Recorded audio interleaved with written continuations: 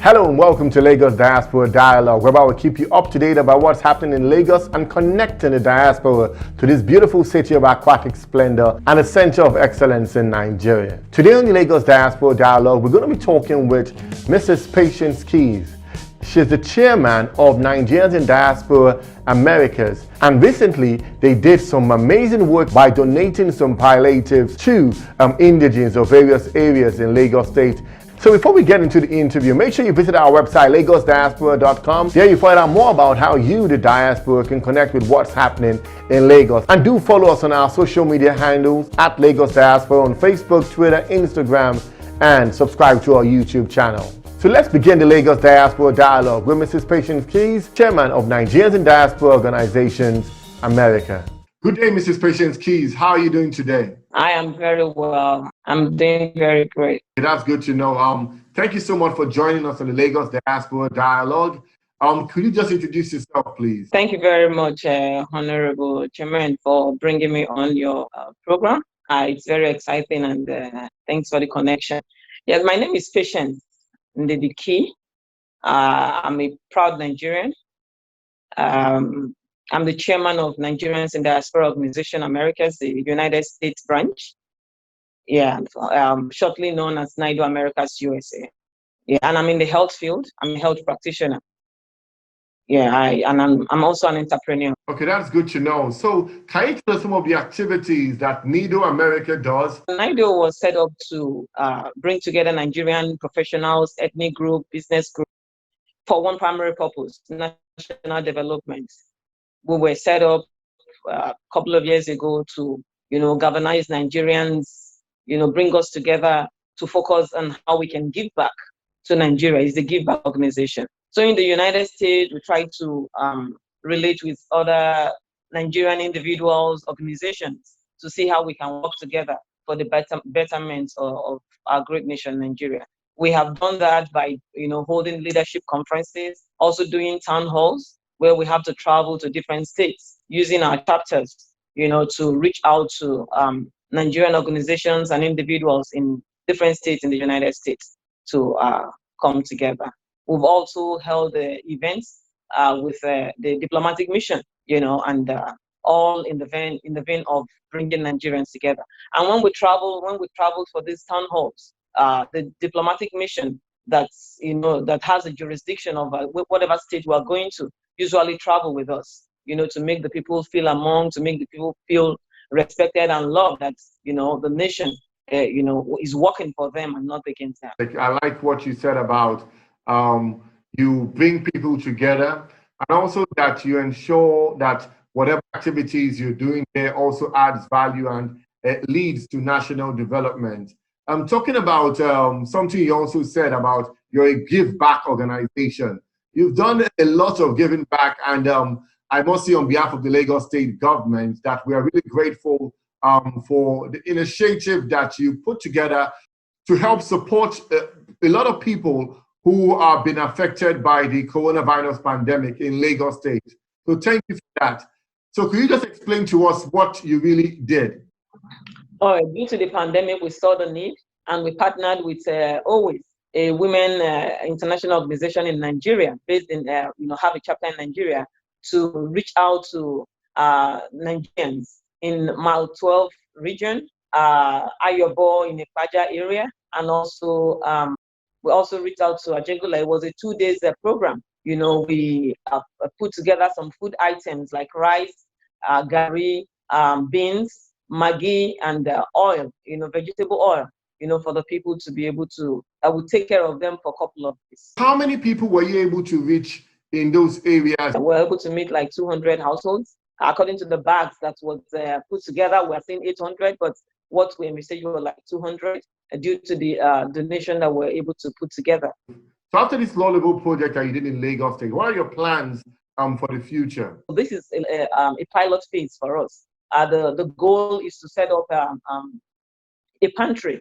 located strategically, a pantry in different parts of the country, on how to begin to take care of our people, working with philanthropies, both in the diaspora and in Nigeria, working with industries, food industries, working with farm cooperatives, and all the putting together the necessary resources to be able to plant pantries in different parts of Nigeria to help our people on a continuous basis. Every life that you've touched is very important, and we truly are grateful. Based on your invite, I was able to come to the event in Ayobo and area of the Lagos State, and it was very, very impactful and mind-blowing.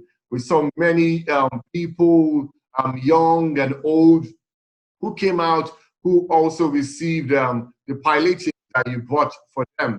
And one thing I also noticed that you also catered for the needs of those people who were physically challenged and also visually impaired at the location. What actually led to that? In the area that we went to, we saw that, people that are physically challenged. When you say vulnerable, vulnerable is vast, it's broad. It could be anybody. So anybody, someone who is blind, who is lame, who cannot speak is a vulnerable population. So we're targeting the vulnerable population. And it happened that we met the needs of those who are physically challenged, like the blind, the widows, those who cannot, the lame, So it's our joy that we're able to put smile on their faces.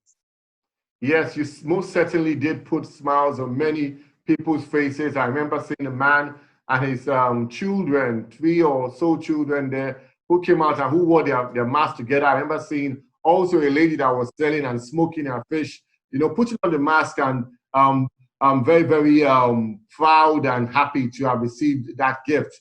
Just to mention that because we know what you were doing, the government of Lagos State also decided to donate 300 masks in the Ayobo area just to add to what you were doing. The work you and your team have done is truly exemplary, and we encourage other diaspora organizations to do similar things. You've taken the lead, and we must say that we truly are grateful.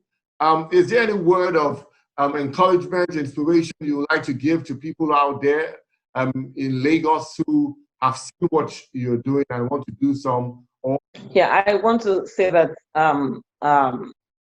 humanitarian services is something that not only the government should do, it's the responsibility of every Nigerian.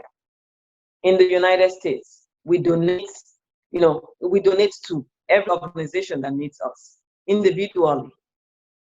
So if in the United States, we have poor people, a developed country, you can imagine a country that is developing.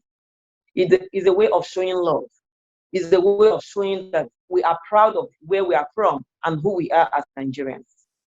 I'm encouraging Nigerians both home and abroad, to put their interest in national development.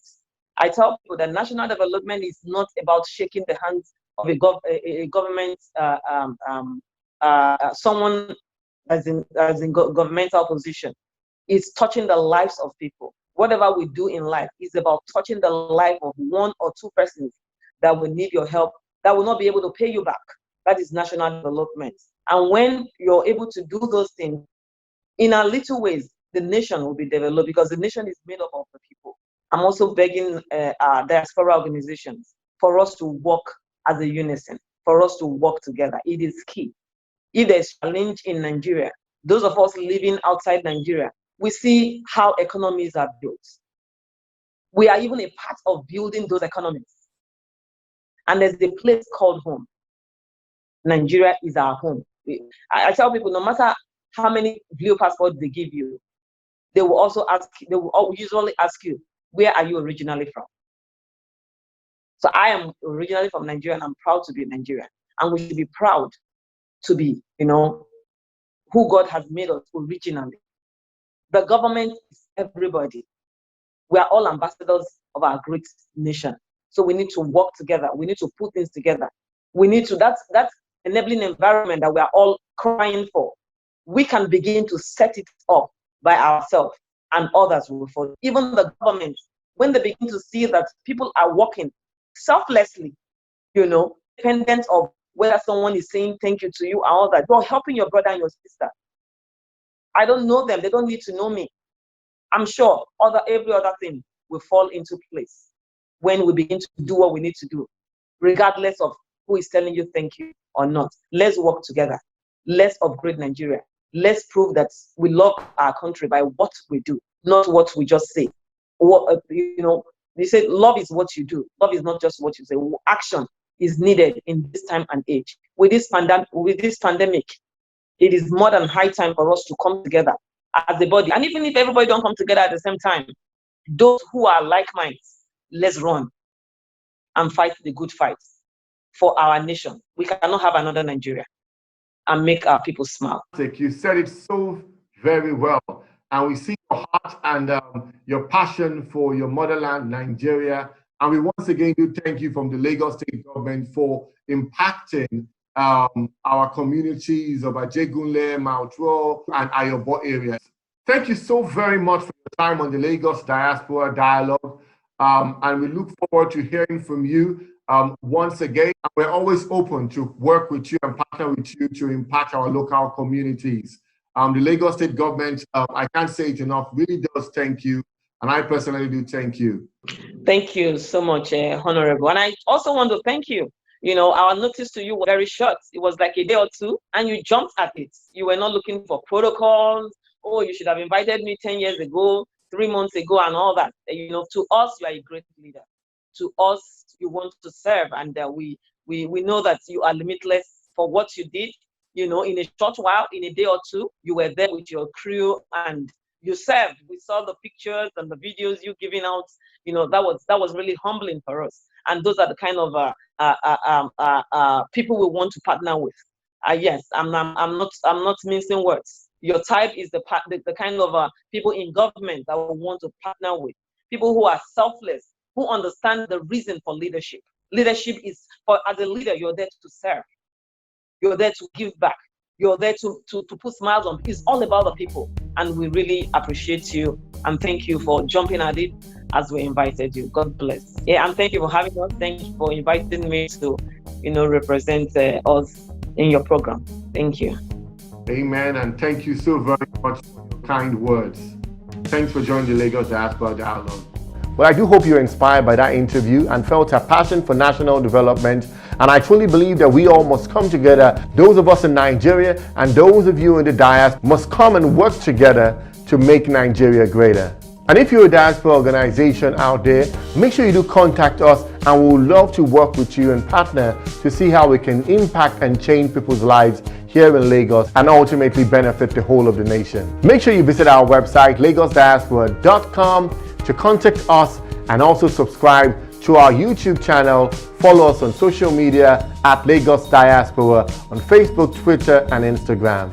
Thanks a lot for watching the Lagos Diaspora Dialogue. I remain Jermaine Sanwo-Olu, the Senior Special Assistant on Diaspora and Foreign Relations to the Lagos State Governor, Babajide Sanwo-Olu. Thanks for watching.